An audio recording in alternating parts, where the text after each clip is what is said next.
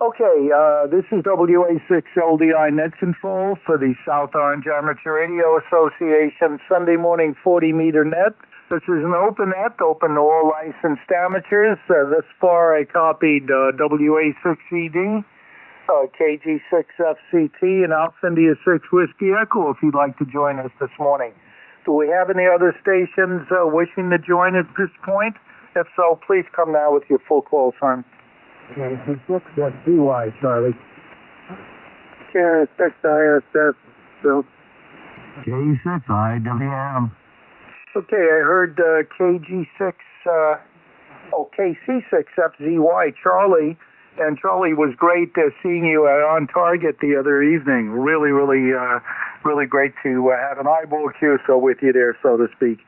And also Chris, KR6ISS, and Mike, KE6IWM. Any other stations? Kilo November 6 Hotel India, Steve. And good morning to you, Steve, KN6HI, WA6LDI. Okay, we got a nice little turnout thus far this morning, and I'm going to toss the subject matter up in the air and let you guys discuss whatever you'd like to discuss this morning. So again, we have first on the list WA6ED, Ed, and then we have Lou, KG6FCT, and Mike, if you were still with us there, you're after Lou. And we have Charlie, KC6FZY. After Charlie, we have Chris, KR6IFF. After Chris, we have Mike, KE6IWM. And then we have KN6HI. Sorry, I missed your name, or I didn't write it down in time. Maybe you can give that to me on your transmission. Okay, so let's go to the top of the list. WA6ED to pick it up, WA6LDI. Well, thank you, Bill. WA6ED, and good morning, everybody. I just got my coffee, so that's why I went dark. But anyway, I'm kind of sad. Hamclock, the guy that developed it, is a silent key now. I believe it's Elwood Downey, WB0OEW. And others are scrambling to see if they can pick it up. But Hamclocks are going to probably go down sometime in June and quit working so well. That's sad, but maybe some other people will pick up an open source project on it.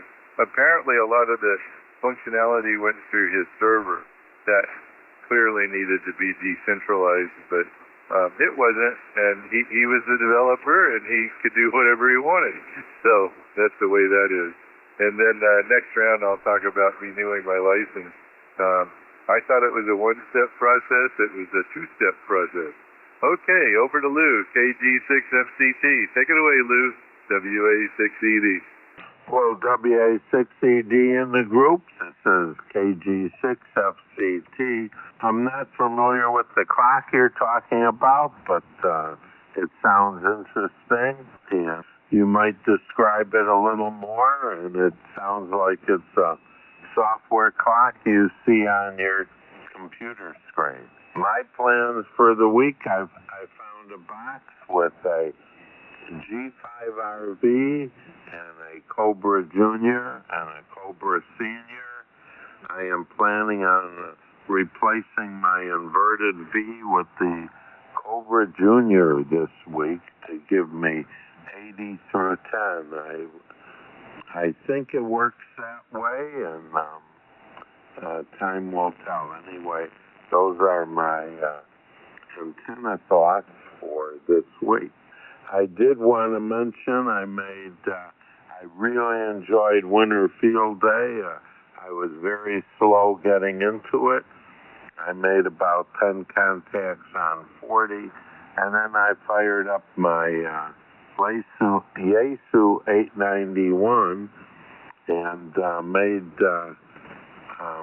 listened on 40 and then went to 20, and I made 17 contacts on 20 with it. That's the most contacts I have made on that off-center fed vertical. I do have to use it a little more. And with that, I'll see if Mike is with us. AI6WE. Otherwise, it goes to Charlie. Take it, Mike. Not hearing Mike, I'll send it over to Charlie. KC6ZY. Yeah, Lou, thank you. KG6FCT. This is Charlie. KC6ZY.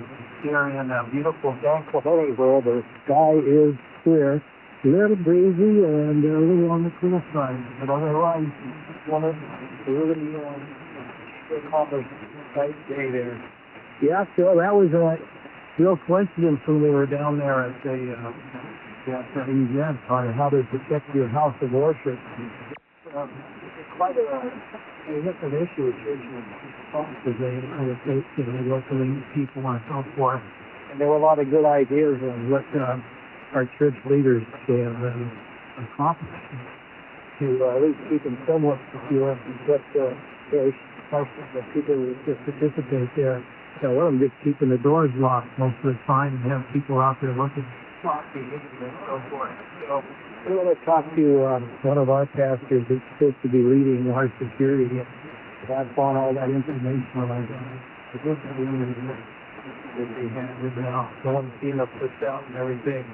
So today I had to, that's a real important thing for churches and all religious organizations to think about. And anyway, there were some real graphic videos too there to start out. Coming, yeah, got some pretty serious there. And with that, let me see. This is Nick. Hey, this guy says, how's the gig going? CY, over to you. I think that well, I guess Mike is after me, okay? That is Carrier 6 ISS. I can't believe what's going on with the weather.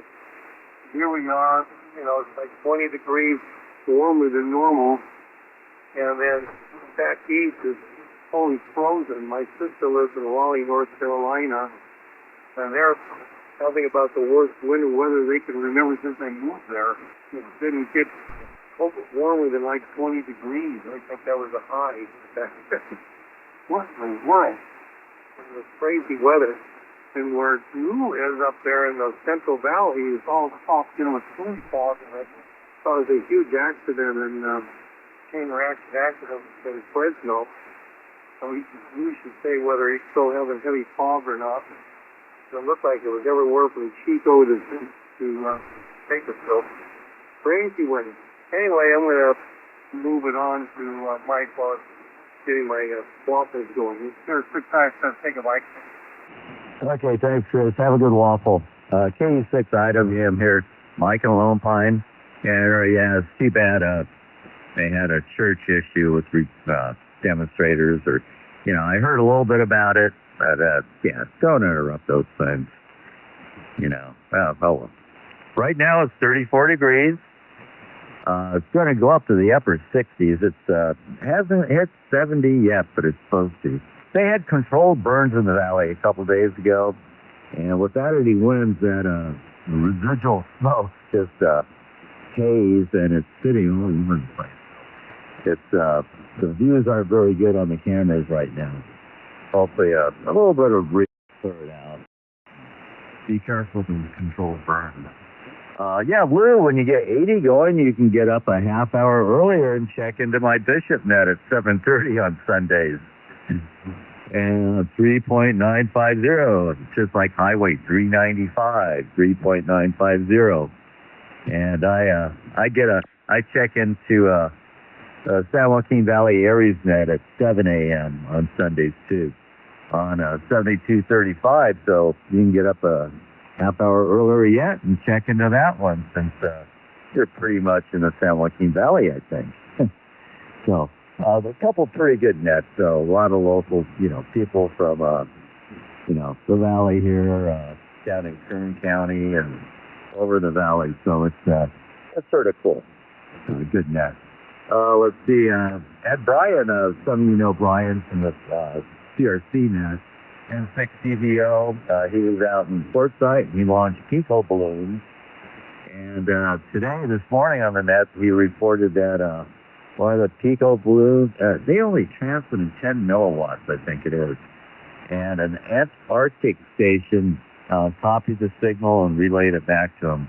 Not sure exactly how, but signal in from Antarctica, one of those Pico balloons. So that was pretty interesting. Hopefully some of you at Foresight got to meet Brian. He checks in here a lot. And he checks it on the CRC. Not too much more right now. I'll see what I have for next time around. So I'll send it over to Steve, KN6HI. KN6HI. Take it, Steve. Okay, this is Steve. Mike, you take it off there. If you get it up, 6 or so, and down to F5. And I barely could hear you. So we got some conditions here, I guess, changing. Yeah, it's kind of interesting. Chris, you got me started on waffles. I heard you talking about your waffle a while back, and so I got kind of started on that. Anyway, it's always kind of interesting to hear, Mike, you know, what the temperature is up there, 34. It's chilly. Yeah, I grew up in the suburbs of Chicago, and it's amazing. I kind of forget how cold it can get in the country. It's bad stuff. Yeah, so I need to get out on the air on CW a little bit more, or a little bit at all. And right now my excuse is I want to build an antenna so I can get my QRP rig.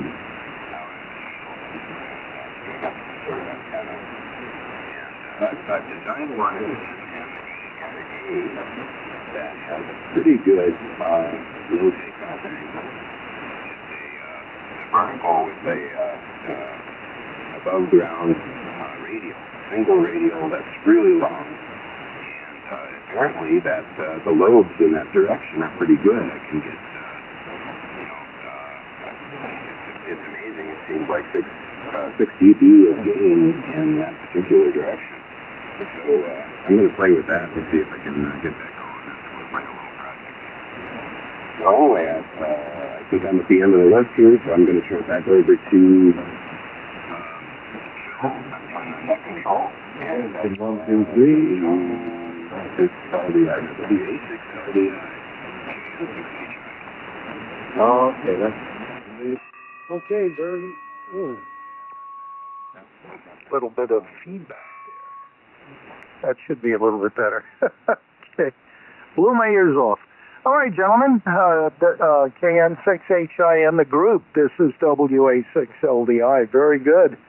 Things have been really, really strange lately. But what can you do? That's the way it is. All right, let me see if we can bring anyone else on board. Again, this is WA6LDI Net Control for the South Orange Amateur Radio Association's Sunday morning 40-meter net, otherwise known as the SOARA 40-meter net. Oh, boy. All right, anyone else want to join this morning? Please come now.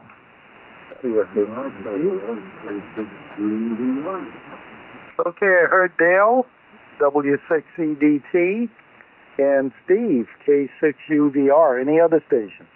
Okay, nothing heard thus far. The subject this morning, it's a toss-up. You guys can, can bring up any topic you'd like, and we can discuss it at that point. Dale, you have it next, and Dale, you can pass it on to Steve when you're finished with your transmission. So W6EDT to pick it up. This is WA6LDI. Well, thank you, Phil, and thank you for running the net. Yeah, I was really sad to hear about the demise of the Hamclock guy. Apparently, while the client, and it's a pretty light client, I guess, is open source, the back-end server that collects all the data from the various sources that the client is not. And I don't know. That's something about they're not willing to release it. I'm not sure why. But that was his wishes, I guess. Yeah, we'll have to be finding a replacement. The Geotron is a nice tool. I have one here in Exolo. I might have one, but they're certainly not inexpensive. The Hamclock does a really good job. So I'll be interested to see how that works out. And, yeah, Leonardfield, that was a lot of fun. I didn't do any operating myself. I just more went over there and offered encouragement and Saturday was both still fun. So with that, I'm going to make it a short one this round, and I got to point to my daughter about the bicycle box, so I may or may not be back. This is W6CDC over to K6 ADR.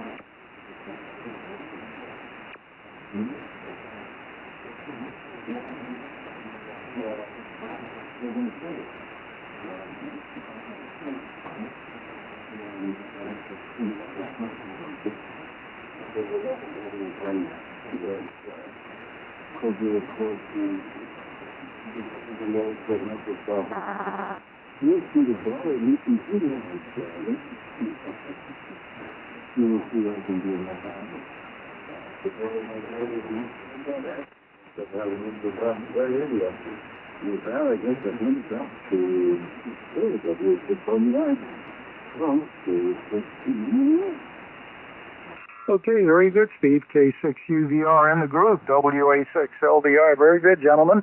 Alrighty, let's go to the top of the list. WA6ED to pick it up. This is WA6LDI. WA6ED.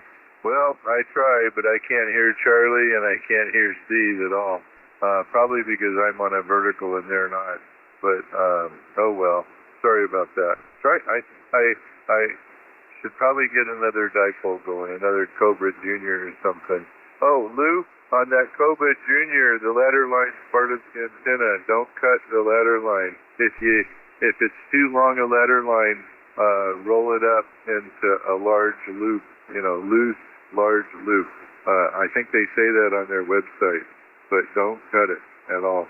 And as far as renewing my license, what I had to do is go to ULS, FCC ULS, and then log in, which is interesting enough as it is.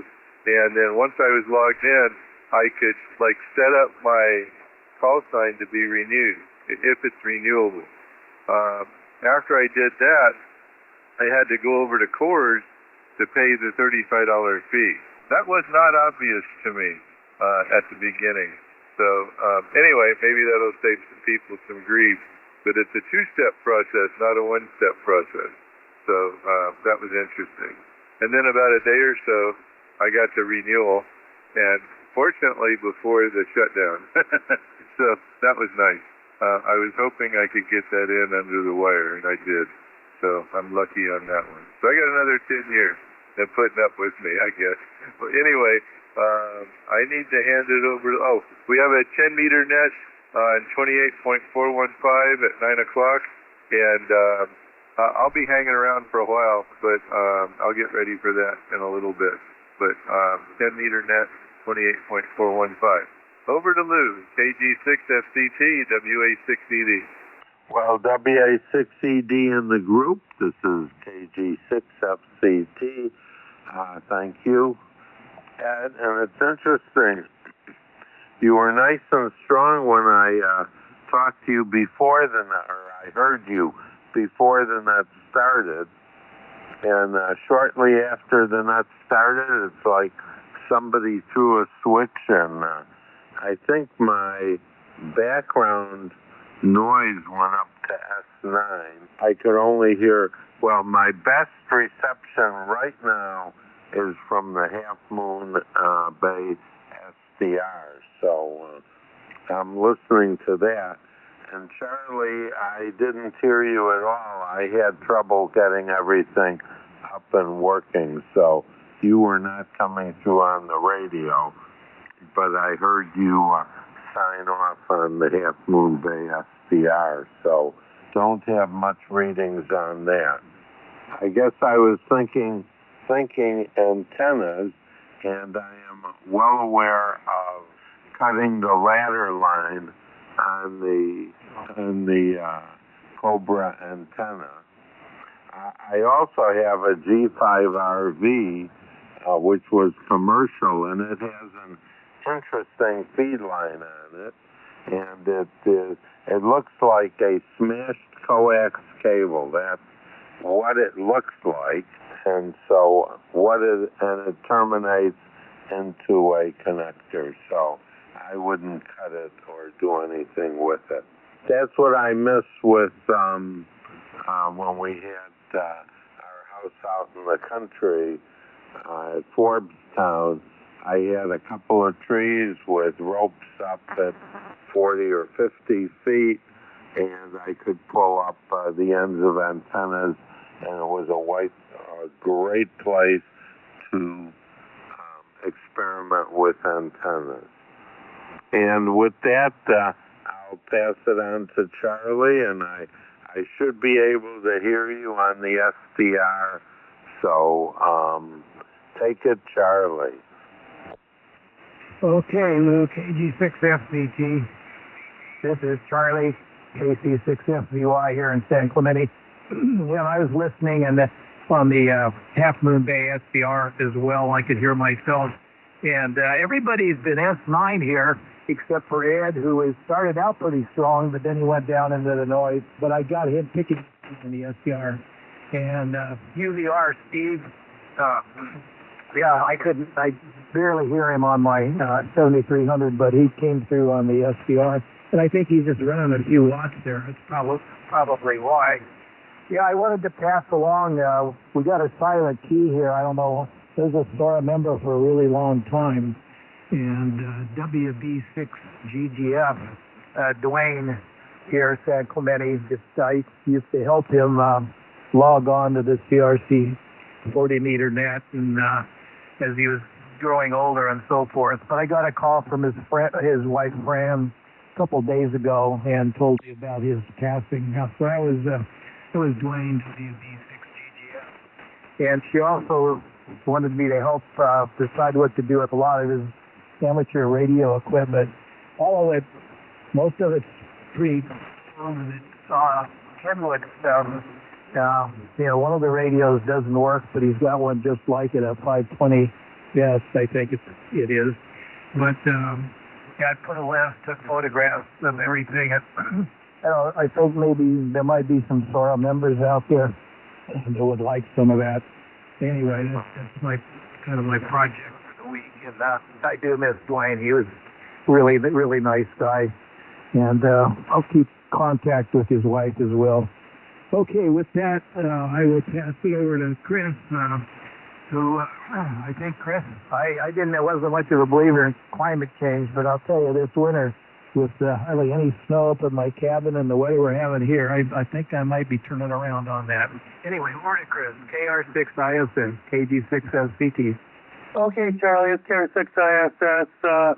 This week I've had to go to work a lot as a surveyor because of stuff that I have to catch up with. I was on my trip.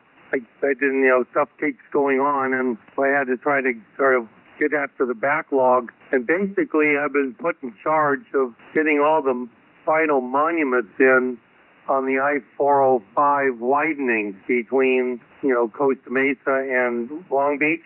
which, the project's completely constructed. The last thing is to put monuments in on the new takes that had to be obtained, to widen the freeway. And I had my own sector that I was in charge of from 10 years ago, but then the other company that did the rest of the stretch, all the right-of-ways, they dumped that on me. And so I've had to run all the stuff, all these, for the field crew to go out and monument all these takes, stuff I worked on, stuff I didn't work on. And it was a big shocker this week that they found out in the field that the right-of-way take doesn't fit the constructed freeway as built, which is a disaster. They had all these indents that were a foot by a foot and a half to put light fixtures in, and where they put the light fixtures and where these indents are on the right-of-way as it was taken is apples and oranges. They didn't put them where the indents were supposed to be. It was totally different. That is a complete disaster. So I told Thomas, that was supposed to be doing all this, that you're going to have to go to the the project manager, which was Parsons. What the hell happened? And either they're going to have to move the light fixtures, or they're going to have to change the whole right-of-way it's taken, which is incredible red tape. It's a disaster. The concept of what they build a lot of these freeways now is called design build, where the guys that are actually building it are also designing it, and they make a lot of changes at the last minute, and they don't have to tell anybody else about it. And so that doesn't work out well when the right-of-way takes were all done by somebody else, all in advance of construction, and the design build people just go off and do their own thing. And this ends up creating problems like this. So that was a disaster to find that out this week. Anyway, I'm going to finish my second waffle here, so I'll send it on to Mike. IWM. Take it, Mike. It's KR6ISS. Okay, thanks, Chris. Enjoy your second waffle. K6IWM. Wow, that was, they didn't put the fixtures in, or the places for the fixtures in the right place. That doesn't sound good. Just saw a video yesterday about the high-speed rail in Central Valley, and they have all these viaducts, raised sections of the rail line, of the right-of-way there, and they're going all over all these streets, overpasses, and they're designing them for like their 2-lane roads. They're designing them for future 4-lane highways. So they're really I know it's a boondoggle sort of with the high-speed rail, but they are doing a lot of work on it. They've got a Hanford or something like that was a section they were in, and a lot of raised railway system that they're building. So that must be difficult to do, and no wonder it's taking them so long. Plus, the right-of-way through all the private properties they have. So, yeah, I can imagine the planning for that. And first time they've done a high-speed rail, I guess, in this country. Hopefully it gets done at some time and people take advantage of it. Don't know if I ever will. I don't know if... Well, go from Bakersfield to Roseville maybe, right, Lou? They do it that far. So, yeah, that was an interesting video I saw. I got into a couple of YouTube videos yesterday, and that was one of them. Another one was, Ortega Highway. The guy did a interesting thing on Ortega Highway, which I'd gone over that many times and talked about how it was in the old days, and how the Spaniard, the missionaries sort of built part of it. And then when Orange County pushed for it, Riverside County didn't care. And I guess Orange County helped pay Riverside County to complete it from San Juan. It was completed up to the Ortega, the San Juan Hot Springs, but no farther. And Orange County helped pay for the rest of it for a road out of the county, I guess. So that was an interesting video.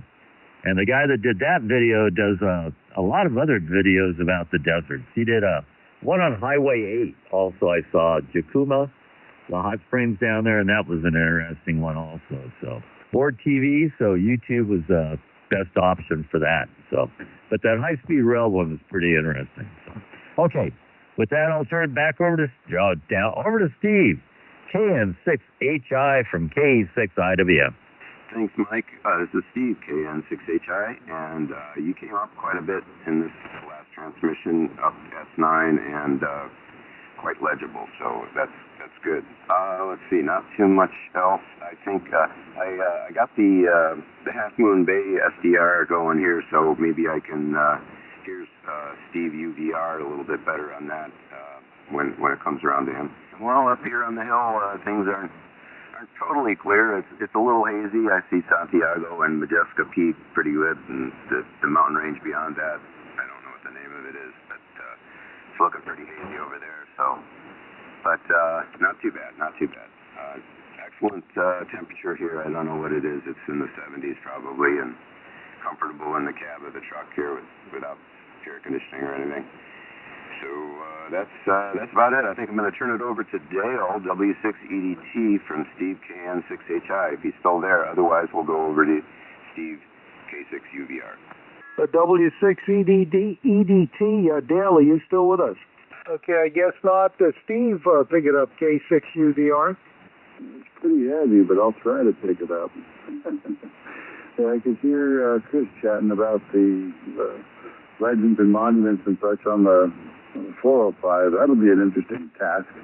Our point of presence right now that we're working on is out on the 10 for the express lanes, and it looks like the next section of the 10 that they're doing, and I only know this because I happened to stumble upon one of the engineers while I was walking around my local park.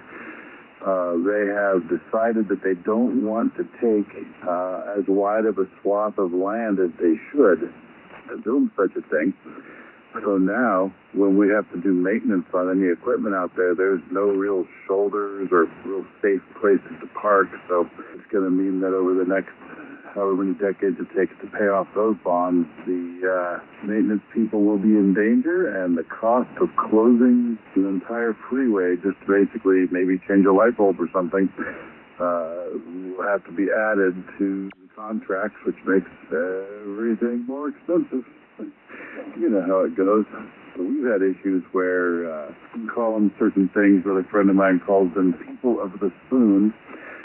Decide that they really want to get into our pole boxes and take the copper wire. And they have gone through tremendous lengths. They welded the pole boxes and vault lids closed, but the spooners come out with power tools and they grind them open, cut locks, do all sorts of stuff to extract that wire. And apparently they take a trailer hitch, like a pencil hitch, and they pull some of the wire out and they attach a pole chain or rope to it. They go down the highway, and I have friends there. They snip the other end of it, and they drive the truck away down the highway a little ways, and after it pulls, half a mile or of 2-aught wire or whatever out of the conduits, and then they have some way of spooling it up and get the heck out of there. I'm amazed that they go through such efforts, and I can understand why people are switching as much to fiber optics as possible, even though the people of the spoon still think that's copper and they end up breaking it anyway. So I guess you just really can't win. And I heard, I think it was Charlie mentioning me, but I couldn't hear Charlie very well at all. But I've got too much noise here once again. What else is new? One day I'll move out to the States. Nah, I can't do that. Anyway, over to Phil, WA6LDI from K6UVR. Okay, very good, Steve. K6UVR in the group, WA6LDI.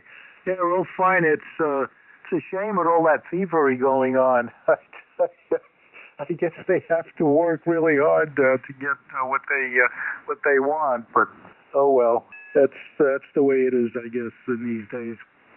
All right, we're at the halfway point. Let me see if we can bring anyone else on board at this time. So again, this is WA6LDI net control for the SOARA Sunday morning 40-meter net. Again, this is an open net, open to all licensed amateurs. Do we have any other check-ins at this point? Please come now. Okay, nothing heard. Do we have any relays? Okay, let's go to the top of the list. WA6CD to pick it up. WA6LDI. WA6ED. Yeah, I just was listening to Steve on the Half Moon Bay repeater or SDR, sorry. And $5.99 a pound. $5.99 was the bid. Is that a pound? Yeah, $5.99 a pound for copper. So, oh man, that's something else. Well, maybe we got to figure out something besides copper wire to use, or catch the guys and figure out a better way to catch them. Anyway, yeah, metal prices are interesting.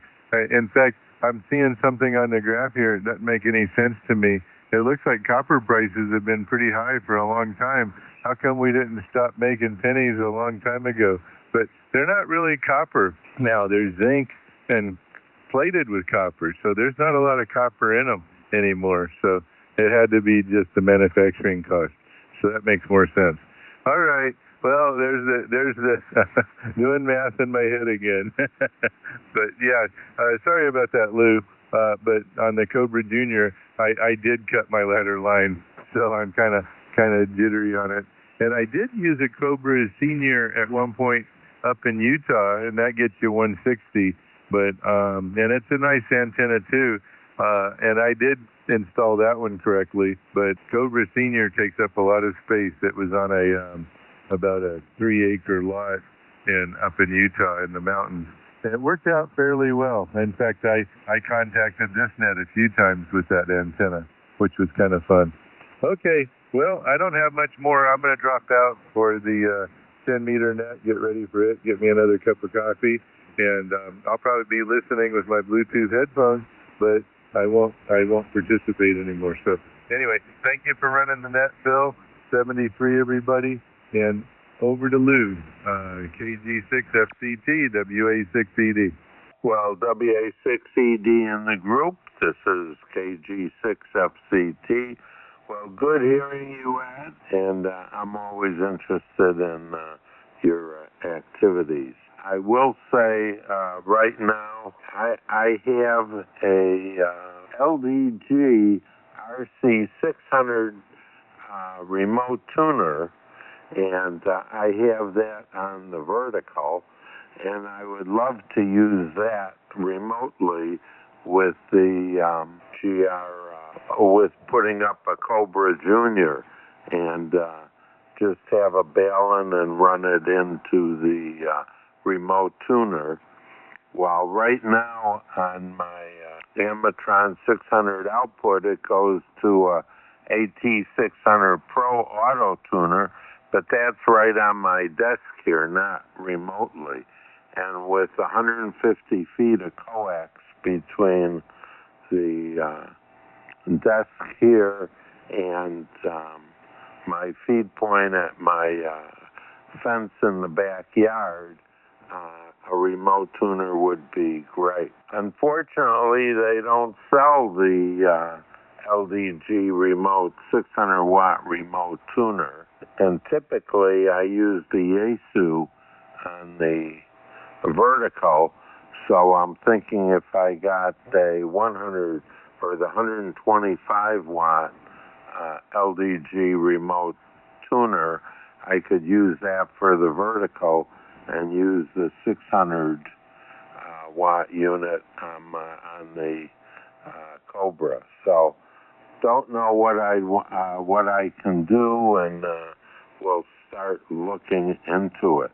Wish I could visit TRW and see if somebody is selling a 600 watt remote tuner, but I'll keep my ears and eyes open. So much for my antenna concepts. I'm going to turn it over to Charlie, and this time I'm listening, and I think somebody asked me, we have not had any ground fog at my location. The nights have been wet, but I have not seen the fog, I think, in a couple of weeks. So it's not in our area. And with that, take it, Charlie. KC6FCY, this is KG6FCT. KG6FCT. This is KC6FCY here in San Clemente. Yeah, I'm seriously thinking about getting that Cobra Jr. too, you know, the 10 to 40 meter capability, inverted V. Gary out there in Rancho Cucamonga, AE6GJ, that's what he's got. He's got an inverted V, but it's just tuned to 40 meters. The ladder line issue, I don't know. I was kind of wondering about that. It says if you run it down a metal pole like a flagpole, you got to keep it 4 inches away from it or something like that. And then I'm not sure how that hooks into your coax. That wasn't quite clear in the instructions. And the other thing, I couldn't quite figure out how wide on the ground either end is from each other. It looked, they gave a number, but I thought that was only like for 1/2 of it. But who knows?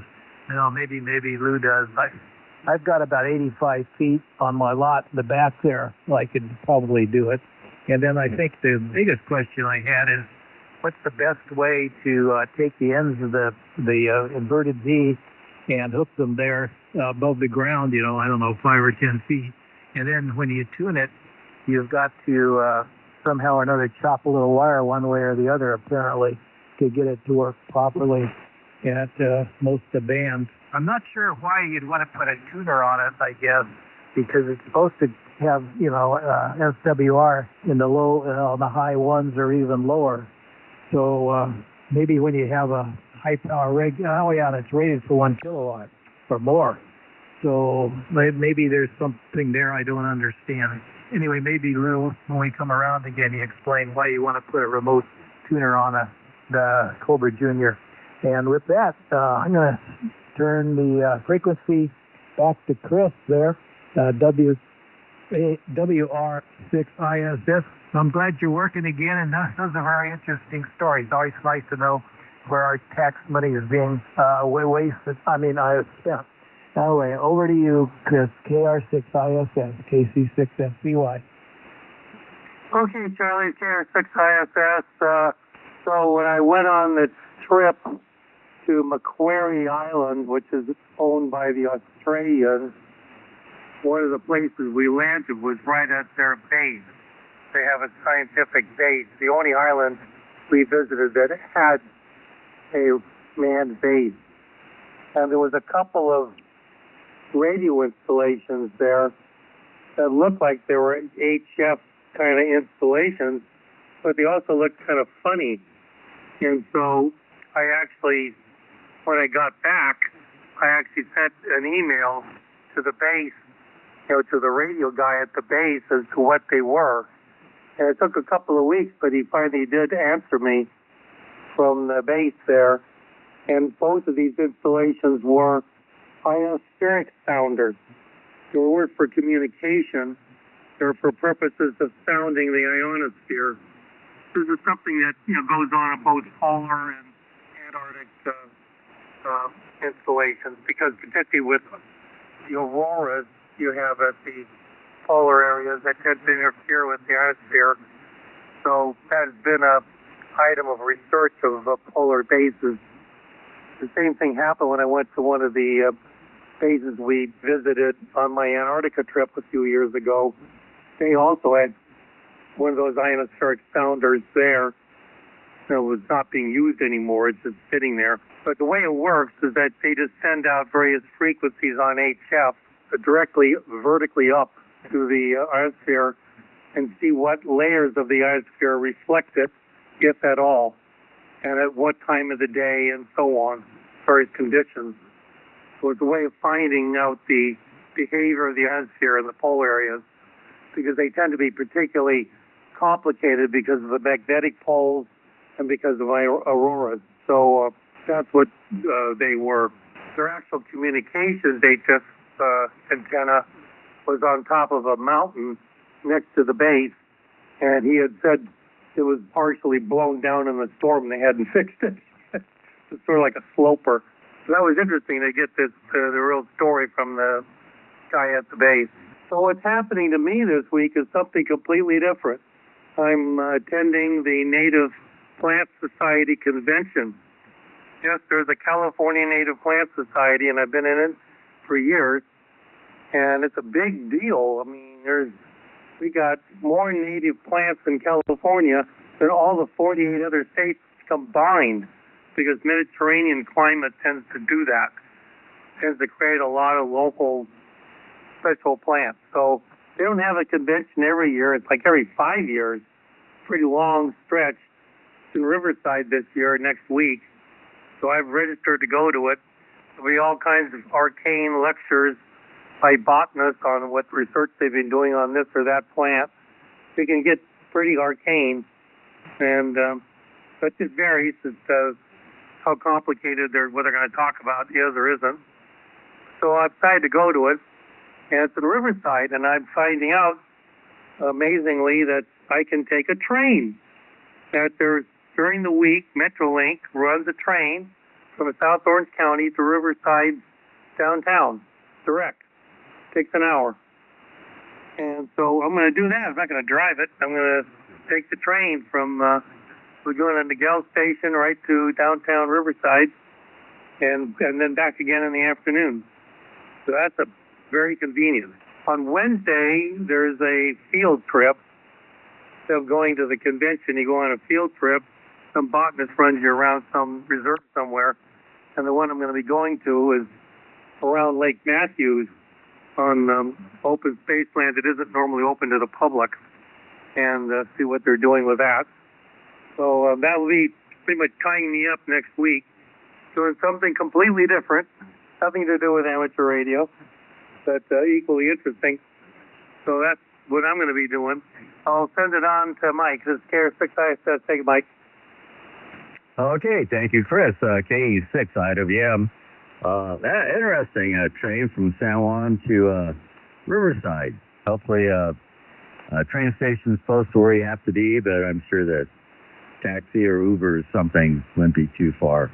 I wonder if they go into Santa Ana and go out the canyon, Santa Ana Canyon, or go to LA and out that way. That's interesting. But an hour must just be to Santa Ana or Anaheim and out to the Santa Ana Canyon. So cool.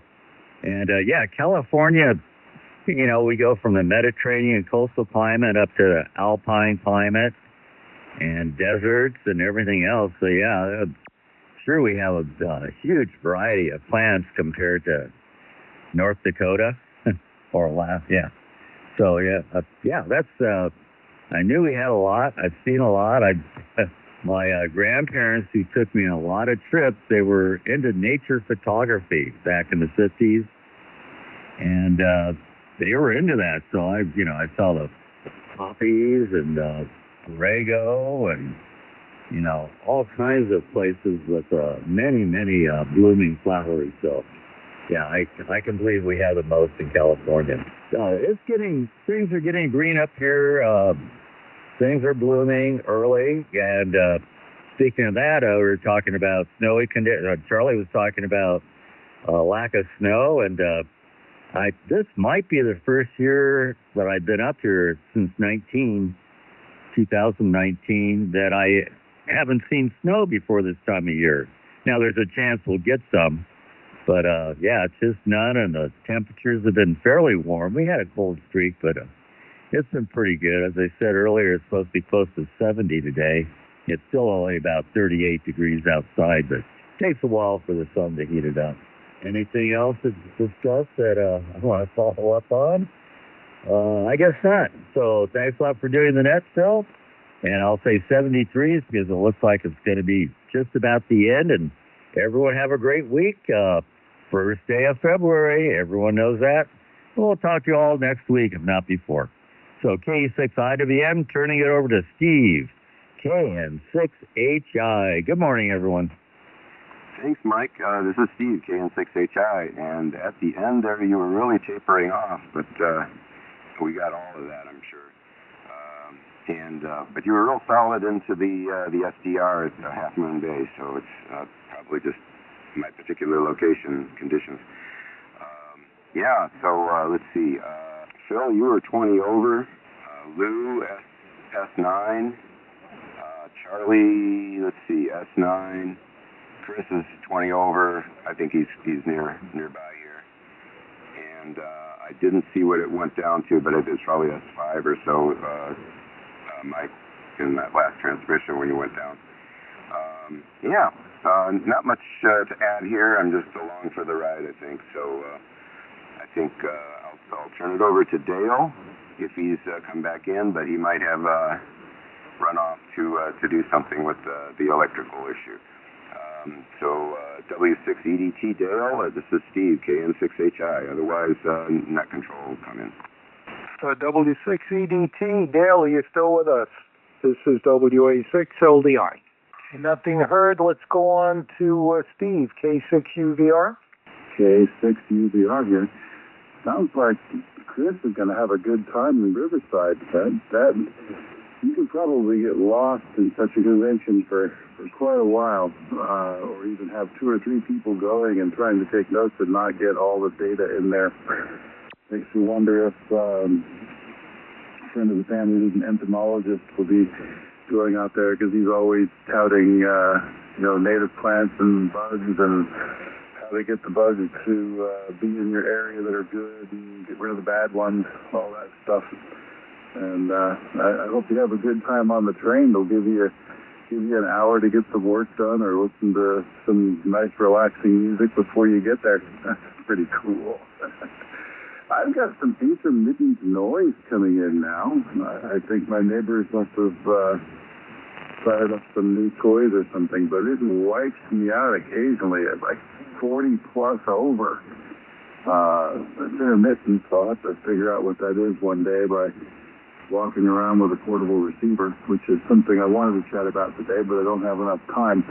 A neighbor something up from a coworker, which is a handheld wide-banded SDR with touch screen LCD and all that. He wants me to figure out how to make it work. So I charged it up, and I'll be hopefully playing with that a little bit this week and seeing what it can do. And with that, it's time for me to disappear and start my chores, which is perfect timing for me. I'll be 3 minutes early today. And I will not be on the 10-meter side. Sorry, Ed. I like it so much, but it's a time conflict. Hopefully everybody has an awesome Sunday, and I'll catch up with you guys again soon. And with that, we'll shove it on over the field. W6LDI from K6UVR. 7-3 all. Okay, very good, gentlemen. K6UVR in the group, WA6LDI. I want to thank everyone for checking in this morning. As always, it's my pleasure running the net, and I look forward to next Sunday as well, so we can continue to chat regarding various subjects. So with that, I'll say 73 to everyone. Enjoy the rest of your weekend, and we look forward to next Sunday. So this is WA6LDI Net Control for the South Orange Amateur Radio Association Sunday morning 40-meter net. The net is now closed and the frequencies return to normal use. 73 all, and enjoy the remainder of your weekend.